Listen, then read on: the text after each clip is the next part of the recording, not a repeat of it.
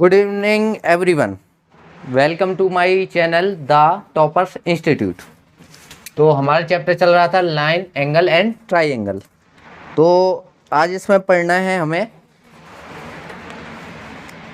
पहले पढ़ना है हमें माध्यिका। माध्यिका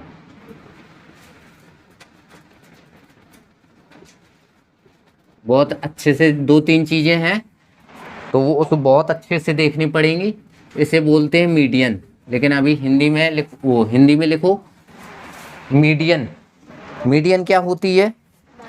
जैसे ये एक त्रिभुज है,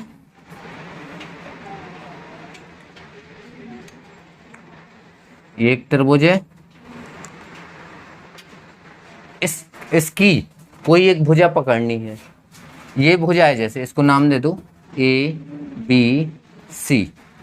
इस भुजा और उसके भुजा के सामने वाले, देखो ये कौन होगी? ये भुजा, और ये क्या होगा? शीर्ष। ये शीर्ष सी, जितने कोने होंगे वो शीर्ष है, जितनी ये लंबी लंबी लाइन है वो भुजाएं हैं। ध्यान देना। तो भुजा से शीर्ष पर एक सीधी लाइन डाली जाती है, उसे देखना बिल्कुल मध्य बिंदु से डालना चाहिए। ध्यान देना। देखो ये बीच से डाला, यहाँ आया, ये बीच से डाले, ऐसा होता है लेकिन हम खींच रहे ऐसा। ये आया, इस वाली भुजा से डालेंगे तो ये आया, आ गया ना। ये जो पॉइंट मिलता है इसी को बोलते हैं माध्यिका। समझे हो? ए बी सी, अब इसको और नाम दे दो, जो डी ई एफ, स्मॉल वाले देती है, ये कैपिटल देना उसलिए कैपिटल दिए दे रहे। देखो डी ई एफ, समझ गए? और इसको भी कोई नाम दे दो, तो हमने माध्यिका को कुछ भी नाम दे सकते हैं। ओ नहीं देना है, एम दे दो, मीडियन। माध्यिका को इंग्लिश में कहते हैं मीडियन, और मीडियन यानी एम। तो माध्यिका कैसे निकालते हैं? किसी भी, अब देखो परिभाषा लिखनी है तो परिभाषा लिखना कॉपी में अपने में।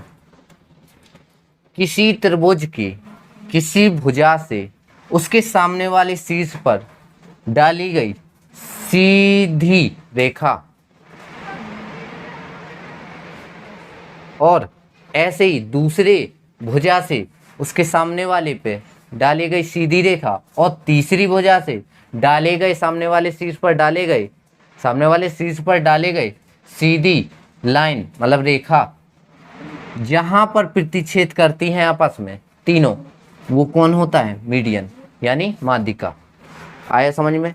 तो ये परिभाषा लिखना हो तो लिख सकते हो, बाकी समझ गए ना ये मीडियन होता कहाँ है। देखो परिभाषा कम आएगी, बाकी अगर आ जाए तो हम लिखवा सकते हैं, अगर कह दो तो, क्योंकि यहाँ से लिखेंगे यहाँ तक खत्म होगा। वही हिंदी है, कोई वो नहीं, लेकिन हमेशा ध्यान रखना, दिमाग में रखना। त्रिभुज की बात हो रही है, देखो अपन को समझना है, रट्टा नहीं मानना है, समझना है। त्रिभुज की बात हो रही है, और त्रिभुज में एक भुजा से सामने वाले शीर्ष पर डाला, दूसरी भुजा से सामने वाले शीर्ष पर डाला, और तीसरी भुजा से सामने वाले शीर्ष पर। ये तीनों डाले गए लंब नाम दे दे, लंब ही है ये। डाले गए तीनों लंब जहां पर प्रतिच्छेद करते हैं वो कौन होगा? माध्यिका। समझ गए माध्यिका क्या है?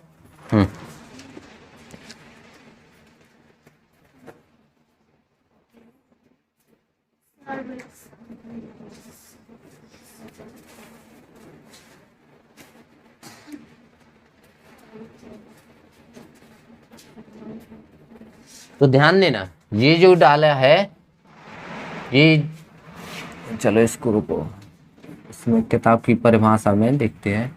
देखो जैसे ये हमने डाली, तो ये एक रेखा खंड है ना। देखो रेखा खंड है ये, क्या इसमें छोर अनलिमिटेड है? नहीं है ना, निश्चित है।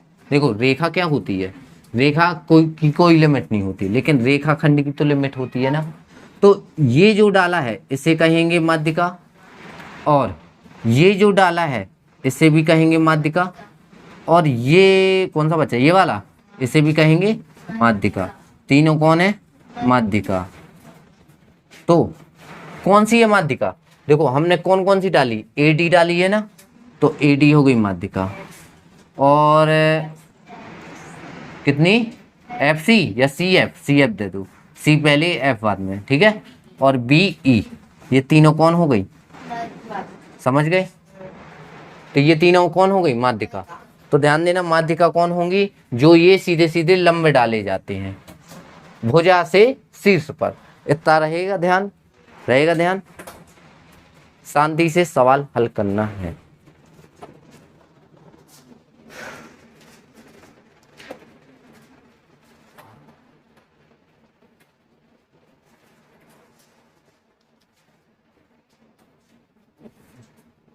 अब पढ़ना है शीर्ष लंब, इसको कहते हैं मीडियन। इसको अगर इंग्लिश में लिखना चाहो लो लिख लो। अब पढ़ना है शीर्ष लंब, शीर्ष लंब।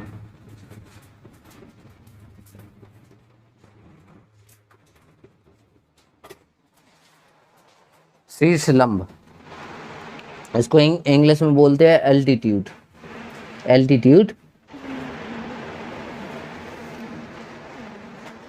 देखो नाम से ही समझ में आ रहा है, शीर्ष और लंब, यानी शीर्ष से डाला गया लंब। तो हमने एक त्रिभुज बनाया, इसको नाम दे दो ए बी सी, ठीक है। अब शीर्ष से परिभाषा क्या होगी, कहां से डालना है लंब, शीर्ष से, शीर्ष से। तो शीर्ष से सामने वाली भुजा पे डाला गया लंब कौन सा होता है, शीर्ष लंब। और जब भी लंब की बात हो तो ध्यान देना, लंब हमेशा कौन होता है, 90 अंश बनाता है जहाँ पे भी होता है। तो ये वाला यहाँ कौन होगा, 90 अंश, यहाँ कौन होगा, 90 अंश।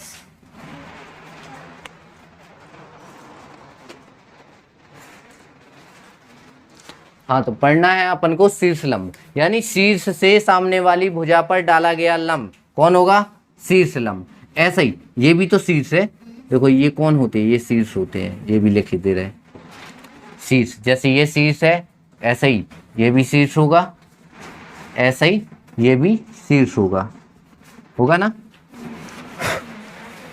ये भी शीर्ष है, ऐसे ही इसमें ये भी शीर्ष है। तो ध्यान देना, देखो शीर्ष से डाला गया लंब शीर्ष लंब, ऐसे ही इस शीर्ष से सामने वाली भुजा पर डाला गया लंब, तो ये भी 90 बनाएगा, ये भी 90 बनाएगा, मतलब समकोण बनाएगा।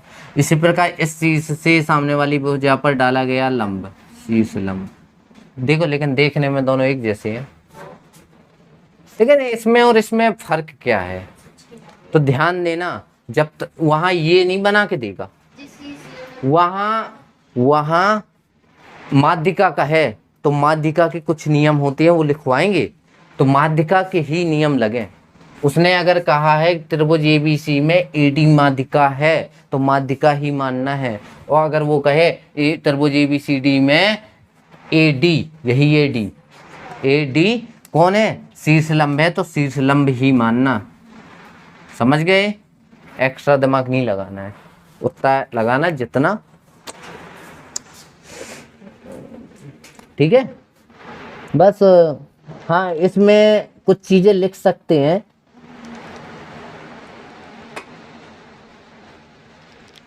देखो ये जो इसमें लिखा था ना माध्यिका में, ये कहलाएगा केंद्र, किसका केंद्र, त्रिभुज का, माध्यिका का नहीं। ये जो मिलते हैं ना ये केंद्र होगा, ये माध्यिका का केंद्र तो है, लेकिन एक माध्यिका से केंद्र का पता लगाया जा सकता है क्या, जब तीनों माध्यिका टकराएंगी प्रतिच्छेद करेंगे फिर कहीं केंद्र निकलेगा। तो सीधे सीधे कह सकते हैं क्या, ये कौन है, त्रिभुज का केंद्र कह सकते हैं, ये नोट कर लेना, ठीक है। और ये तीनों माध्यिकाएं क्या होती हैं, इसमें एक पॉइंट डाल के लिख लेना, तीनों माध्यिकाएं, तीनों माध्यिकाएं कौन होती, संगामी होती हैं। तो ये सवाल में समझाएंगे, संगामी होती हैं। इतना आया समझ में, इस पे नजर मारो क्या नहीं समझ में आ रहा है, क्योंकि ये समझोगे तो अच्छी बात है।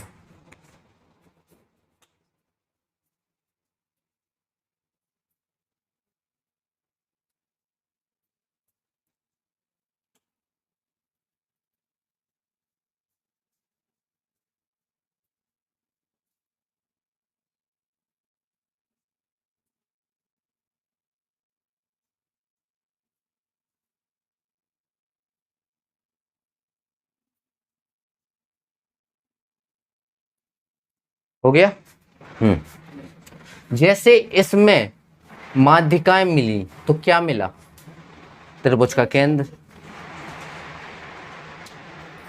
और इसमें ये कौन है? ये शीर्ष लंब है। तो शीर्ष लंब मिले तो क्या मिलेंगे?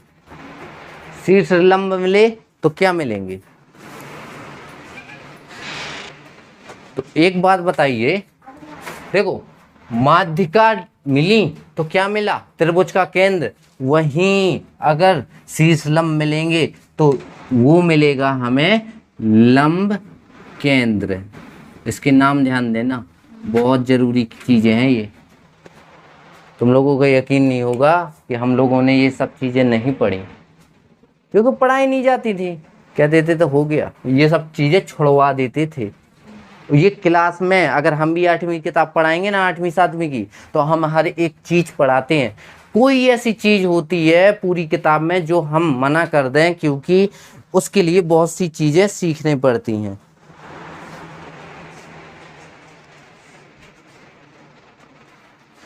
तो इतना तो आ गया समझ में। मतलब ध्यान करना, माध्यिका मिलती हैं तो क्या मिलता है? त्रिभुज का केंद्र। लेकिन शीर्ष लंब में लंब केंद्र मिलता है।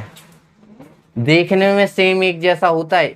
हाँ, एक चीज ध्यान देना, ये पूरी लंब होती है। जैसे हम कहें ए डी भुजा BC पर लंब है तभी तो 90 अंश है, लेकिन इसमें नहीं है। ध्यान देना, बहुत कॉन्सेप्ट है छोटे छोटे। देखो इसमें काम भले ना है, कॉम्पिटिटिव एग्जाम में ये छोटे छोटे पॉइंट बहुत मायने रखते हैं। ओके। तो इसमें देखो कोई डाउट, ये शीट्स कहलाते हैं। ठीक है।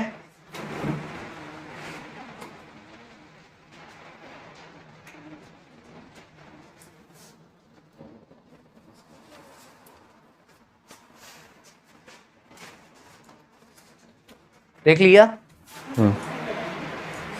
अब पढ़ेंगे, ये दो चीजें देख ली।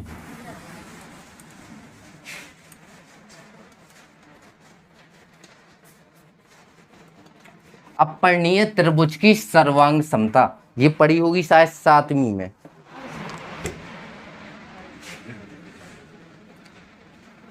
त्रिभुज की सर्वांग समता। त्रिभुज की सर्वांग समता ये क्या होती है? पढ़िए, सुनिए। सुनी होगी, नहीं सुनी? पक्का?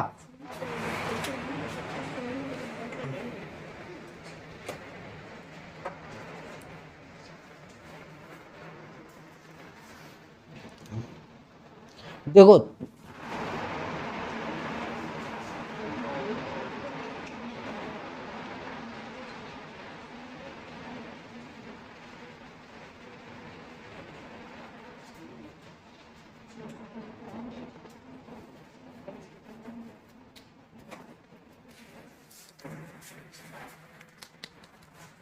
देखो त्रिभुज की सर्वांग समता का मतलब होता है, जैसे कि त्रिभुज बनाया, ये त्रिभुज बना दिया, ये दोनों बराबर हैं क्या? सोचो। अच्छा एक बात बताओ, यहां अगर कोण 60 अंश है, ये त्रिभुज है ABC, ये तुम्हारा DEF, तो अगर ये 60 है, ये और ये तुम्हारा कुछ भी दे दो 40 हो गया, मान लिया अभी, क्योंकि पता नहीं, लो इसे 40 मान लो। ठीक है। और इसे मानना पड़ेगा 80, क्योंकि त्रिभुज के तीनों कोणों का योग 180।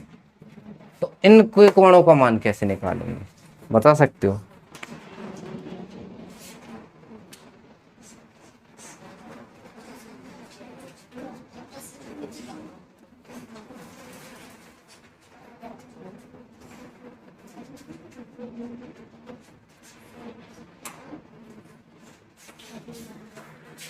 देखो ये जो हम बता रहे हैं, ये है एक जैसे त्रिभुज दिखने, मतलब है बराबर नहीं है, लेकिन अगर कभी भी बात हो जाए तो ये वो नहीं है, सर्वांग समता नहीं बता रहे, ये अगर 60 है तो ये भी 60 होगा। ये अगर इसको कुछ कहते हैं वो हम बताएंगे, इसको 80 और ये 40, तीनों बराबर ही होंगे। तो यहाँ ध्यान देना, सर्वांग समता में सर्वांग समता का मतलब होता है किसी मतलब किन्हीं दो त्रिभुज होंगे, किन्हीं दो त्रिभुज मतलब दो त्रिभुज होंगे जिसमें भुजाएं और कोण, कौन कौन भुजाएं, दो त्रिभुज होंगे, दो त्रिभुज में भुजाएं व कोण समान हो। समझ रहे हो? दो त्रिभुज में भुजाएं व कोण एक समान हो, एक समान हो तो दोनों त्रिभुज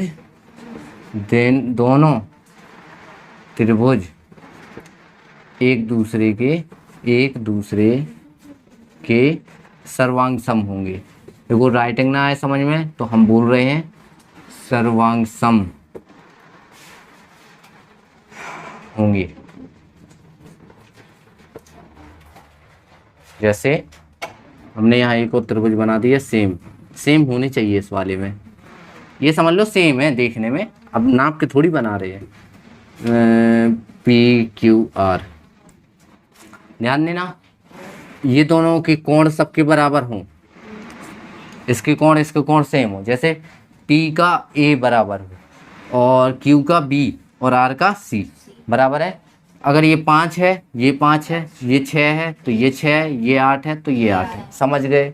मतलब देखने में और मापों में सीधी सीधी बात कहें, दोनों त्रिभुज की संगत भुजाएं जो होंगी, जैसे ये इसकी भुजा की संगत ये होगी तो ये एक जैसी हों और कोण एक जैसे हों तो त्रिभुज कौन होंगे? सर्वांग सम होंगे। समझ गए?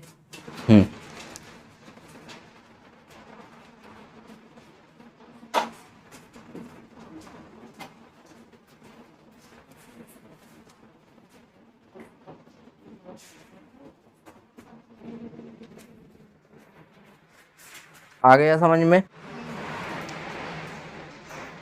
तो सर्वांग समता के 4 प्रकार होते हैं।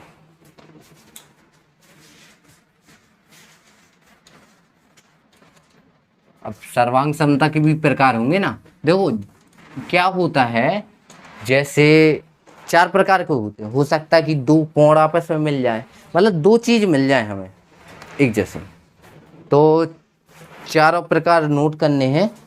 जैसे SAS हो गया, शॉर्टकट में हम लिखा रहे वो नहीं लिखवाएंगे परिभाषा, SAS, फिर ASA हो जाएगा और एक हो जाएगा SSS हो जाएगा, और ऐसे ही है ना, SAS, ASA, SSS, RHS है ना। तो एक ले लेते RHS, मतलब RHS ऐसा होता है। भुजा को इंग्लिश में क्या कहते हैं?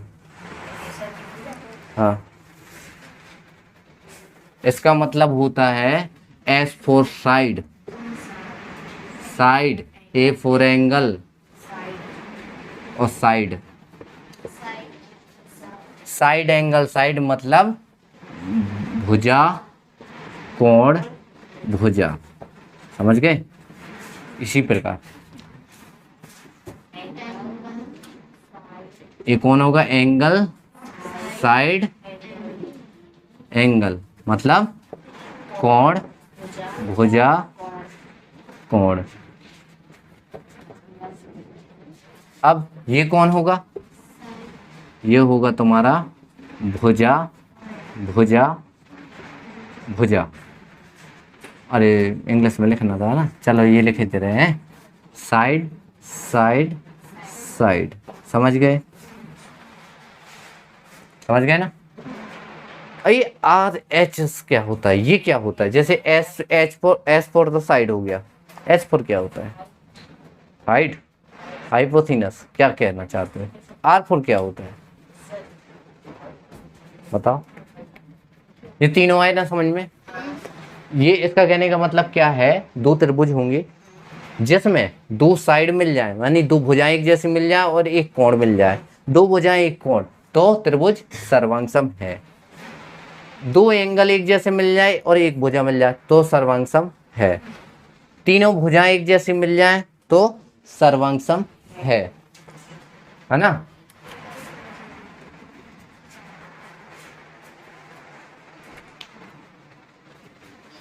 यहां देखो, देखो एक होता है कर्ण। अब कर्ण सुना है, बताया था ऐसे वाले में होता है, ये जो होता है वो कर्ण कहलाता है, कर्ण। और संगत भुजा, कर्ण और संगत भुजा,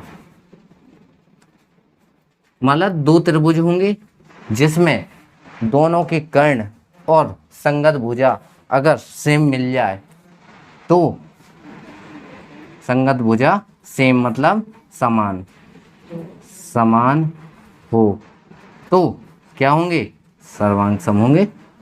दोनों त्रिभुज है ना, सर्वांगसम होंगे। तो चार प्रकार के होते हैं जिसमें side angle, side angle, side angle और साइड साइड साइड होता है, और एक में होता है कर्ण और संगत भुजा दोनों त्रिभुज में। हाँ ध्यान देना, सर्वांग समता दो त्रिभुज में होती है। अब कैसे मैच खाओगे ये बताओ। जैसे दो त्रिभुज नहीं बनाएंगे, हम कहेंगे इसका सर्वांग सम कौन है, कैसे पता। जैसे इसमें क्या है, देखो साइड एंगल साइड है, तो साइड की मैचिंग कौन सी साइड से करोगी, दूसरा त्रिभुज तो चाहिए होगा ना, है ना, चाहिए होगा ना। तो अब इसके बाद ये पढ़ लिए अपन ने, तो इसके बाद अब आते हैं एक आध सवाल में। देखो सवाल उठाते हैं, एक सवाल है अपने पास, देखो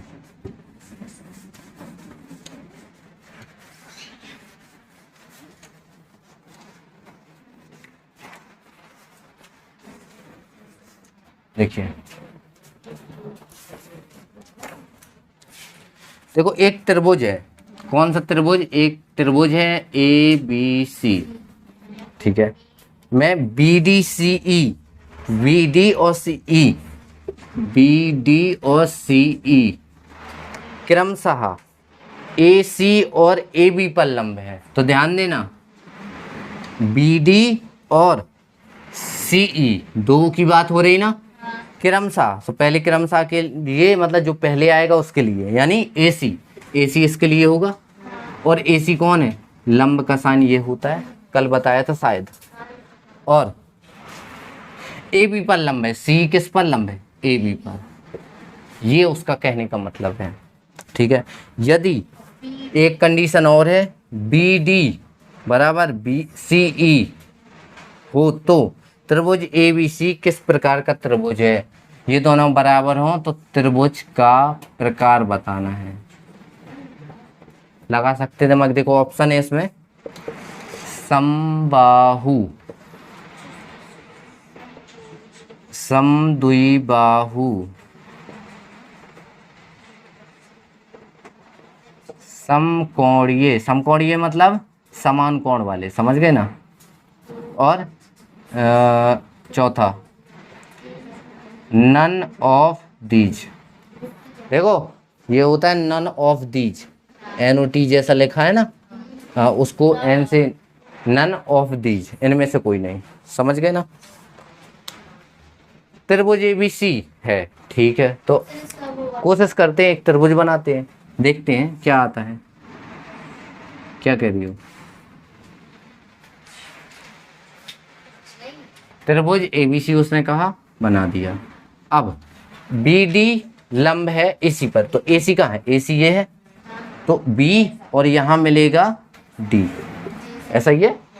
देखो AB, देखो AC पर कौन लंब है, BD। तो लंब कैसा होता है, ये परी हो गई हमारे लिए, ये खड़ी हो जाएगी, और जब लंब होगा तो ऑटोमेटिक दिमाग में आ जाना चाहिए, ये ध्यान देना, समझ गए। अब दूसरी कंडीशन, C और E, CE लंब है AB पर, तो AB कहाँ है, AB और CE, समझ गए। अब उसने एक कंडीशन दे दी, यदि बी डी बराबर सी ई, बी डी का है, बी और डी, सी और ई दोनों बराबर हों तो त्रिभुज का प्रकार बताना है। समबाहु में अब देखो कोशिश करते हैं कि हमें क्या बनता है क्या नहीं बनता। समबाहु क्या होता है? समान भुजाएं हों, ठीक है। समद्विबाहु, समकोणीय, 90 अंश समकोणीय। क्या कहने का मतलब क्या है?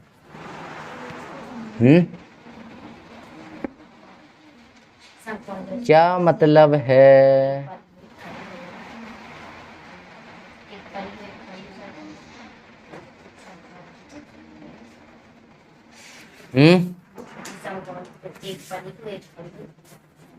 अच्छा, ये हमें पता चल गया ये लंब है ना, तो इस पर जो कोण बनेगा, मतलब कौन सा कोण बन रहा है? देखो सी ई बी, सी ई बी ये कौन है? कोण है ना।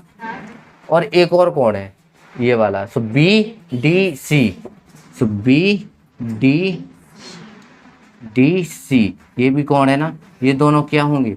बराबर होंगे 90 अंश। ये तक क्लियर है? ठीक है। जब 90 अंश हो गया तो कुछ ऐसा पढ़ा हो जो दिमाग में ना हो, याद करो। कुछ कर सकते हैं, सवाल से जूझना सीखो, लड़ना सीखो, तब ने अगर पढ़ा। देखो लड़ना कितने देर है? अच्छे से लड़ना है मात्र 20 सेकंड, 20 सेकंड ही। अगर 20 सेकंड में दिमाग में आ रहा है तो ठीक है, नहीं तो अगला सवाल पकड़ो। वो फुर्सत का काम है लड़ना जूझना, लेकिन शुरुआत में इकट्ठा लड़ जाओ कि जितनी दमो लगा दो। समझ गए?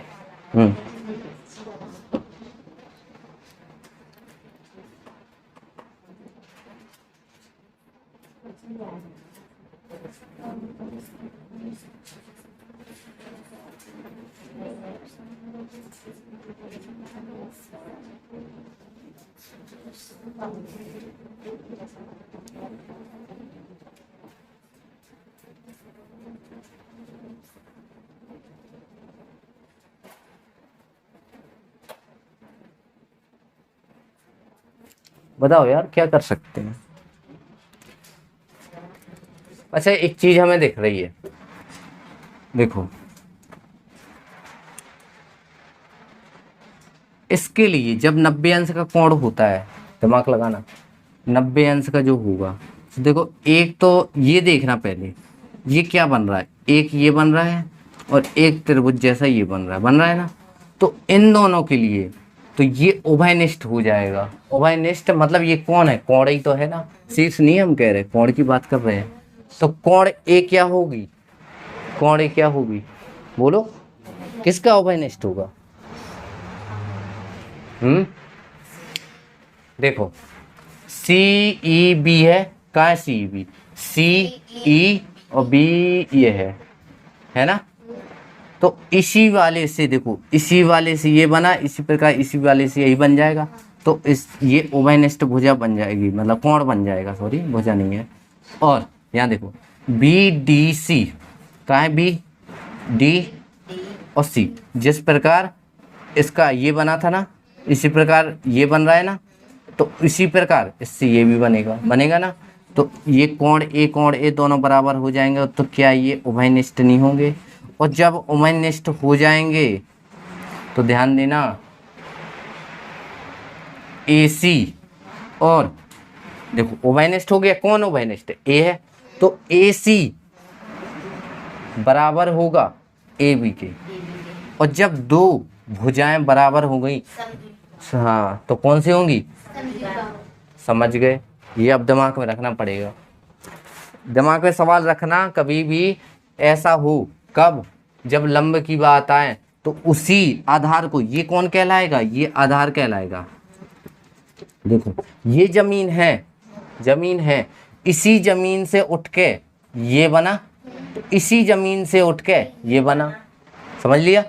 अब इसमें आ जाओ, इसी जमीन से उठ के ये बना, उसी जमीन से ये बना। और जब ऐसा होता है, ये कब होता है? जब एक ही शीर्ष होता है, उभयनिष्ठ शीर्ष हो गया।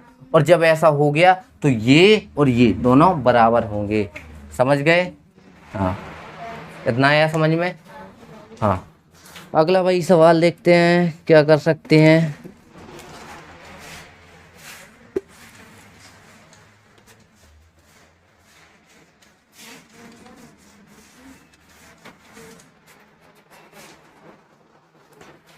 देखो, किसी त्रिभुज एबीसी की भुजाएं, ठीक है, जब भी ऐसा कहे तो एक तो पहले त्रिभुज ही बना लो, ठीक है।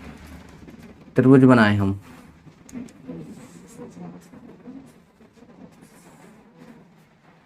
नाम अभी नहीं दो, देना हो तो ले, ए बी सी। देखो त्रिभुज ए बी सी की भुजाएं बी सी सी ए और बी ए को क्रमशः, देखो बी सी को डी तक बढ़ाया, बी सी को डी तक बढ़ाया, तो यहाँ दे दो डी, ठीक है। और सी ए को क्यू तक, सी ए कहाँ है, सी और ए को ये क्यू तक बढ़ गई, ठीक है। और उसको पी तक, किसको, बी ए को, तो बी और ए, सही है ना? हाँ, बी और ए को कहाँ तक बढ़ाया, पी तक। इतना है समझ में? ये है तुम्हारा ए। अब देखते हैं क्या कह रहा है। यदि कोण ए सी डी, देखो कोण ए सी डी कितना दिया है, कोण ए सी डी 110 अंश, और कोण ए पी, तो क्यू ए और पी, तो इस वाली की बात हो रही ना, इसको अभी थोड़ी देर के लिए मिटा दे रहे हैं, ये 40 है, ठीक है। तो हमें अब क्या चाहिए है, तो त्रिभुज के सभी कोण ज्ञात करने हैं। देखो त्रिभुज के सभी कोण, लगाओ दिमाग, बिल्कुल लगाओ दिमाग, लगाओ, केवल हमें कोण का मान दो।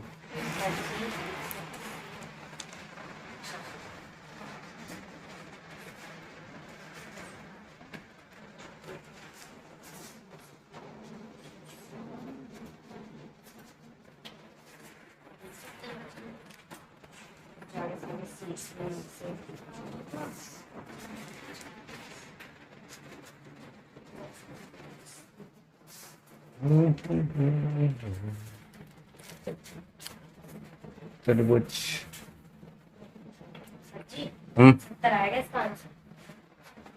सभी कोण, त्रिभुज के सभी कोण ज्ञात कीजिए। ऑप्शन में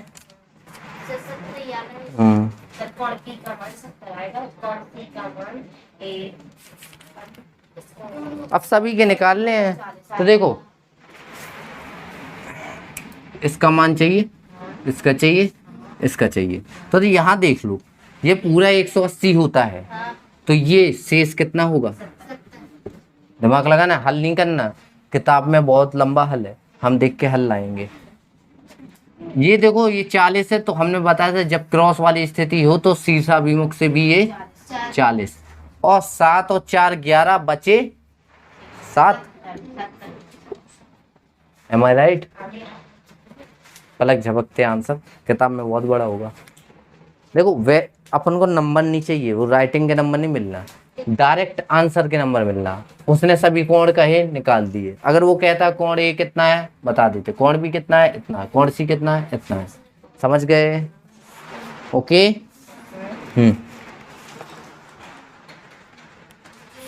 ये बस ध्यान देना, ये वाला निकला है बहिष्कोण से या शीर्षाभिमुख से, सॉरी ये शीर्षाभिमुख, ये शीर्षाभिमुख कोण से, और ये वाला निकला है बहिष्कोण, ये बाहरी कोण है, इसे क्या कहेंगे, बहिष्कोण।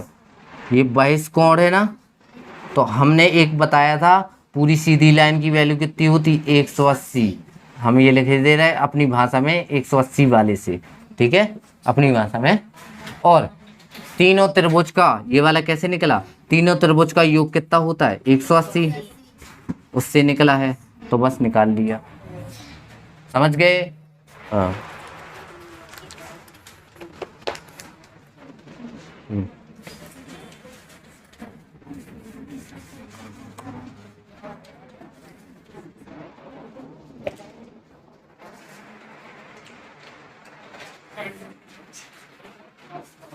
तो आज का सेशन अच्छा लगा हो तो वीडियो को लाइक करना है, सब्सक्राइब करना है, हमारे चैनल को सपोर्ट करना है और YouTube channel the toppers institute को सब्सक्राइब करना है। Okay then bye.